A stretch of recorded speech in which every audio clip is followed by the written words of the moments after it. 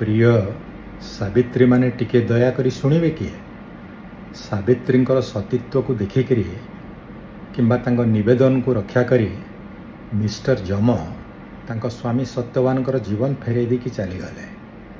यही विश्वास आधार रे सावित्री व्रत बा सावित्री उषा पालन करा जाउछि।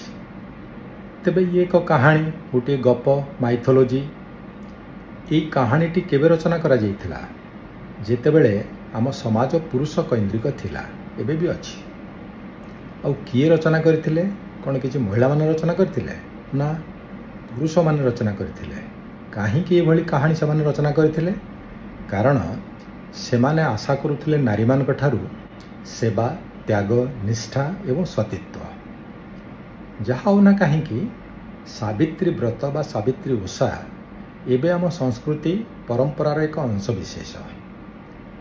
यही सावित्री व्रत बा उपासना बा पूजा गोटे सुजोग सृष्टि करुचे स्त्री मानक पई तांको स्वामी मानक प्रति निष्ठावान हेबा पई। आउ गोटे कथा देखा जाइछि यही अकेजन रे स्वामी स्त्री संपर्क मध्य सुदृढ़ होउछि तेणु एटा गोटे भल कथा। किंतु समालोचना मध्य देखा मिलानी। समालोचना नंबर 1 एया जे एटा गोटे एक तरफा पूजा व्रत पैट्रियार्कल रिचुअल एथरे इक्वालिटी नहीं। तांकर कहवा कथा जे पुरुष माने कहीं स्त्री मानक पई एभली व्रत पालन करू नाहंती।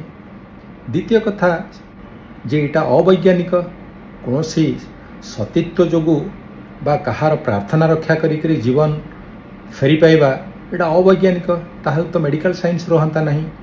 तृतीय कथा किछि समालोचना करुचंती जे सावित्री मानकर व्रत सत्यवान पई चाप सत्यवान माने चेपा ही जाउचंती तांकर बीपी डायबिटीज मध्य बढ़ी जाउची। तांको कथा होची जे इकोनॉमिक साइड इफेक्ट्स अपन माने एटा भलो भार बुझी परथिबे।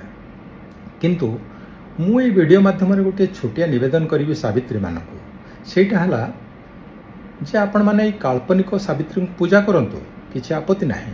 किंतु जने रियल बा वास्तविक सावित्री अछंती सी हेले सावित्री बाई फुले तांको बाबदरे जानतु तांको फिल्म देखंतु कहीं ना सी ए सावित्री मानकर शिक्षा स्वास्थ्य सम्मान एवं स्वाभिमान पाई अनेक संघर्ष करछंती। तेणु आपणकर सावित्री व्रत कंप्लीट हबो ए दुईटी काम रे। And lastly I wish you and your Satyavan good health and long life. Thank you.